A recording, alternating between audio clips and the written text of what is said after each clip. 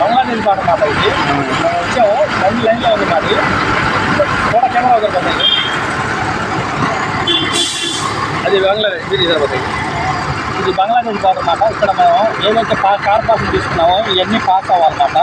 ఇవన్నీ బంగ్లాదేశ్ లోపలికి వెళ్తారు. ఇవన్నీ బిల్లులు ఇవన్నీ మన ఇలా లైసెన్స్ ద్వారా మొత్తం ఫోటోల ద్వారా అయితే ఇక్కడ నుంచి మనకు పాసింగ్ అనేది ఇక్కడికి వచ్చింది. ఇది బంగ్లాదేశ్ బార్డర్ వచ్చేప్పటికి ఇప్పుడు ఒక్కొక్క బండి లాగా లైన్లో వెళ్తుంటారు. అంటే మేము ఎగ్జాక్ట్గా బంగ్లాదేశ్ బార్డర్లో ఉన్నాం, ఇండియా బార్డర్ దాటి వచ్చేసాం అన్నమాట. ఇప్పుడు ఇక్కడ ఏదైతే జనాలు వస్తున్నారో బ్యాగులు తీసుకునే వాళ్ళంతా పాస్పోర్ట్ చెకింగ్లో అయిన తర్వాత వెళ్తూ ఉంటారు.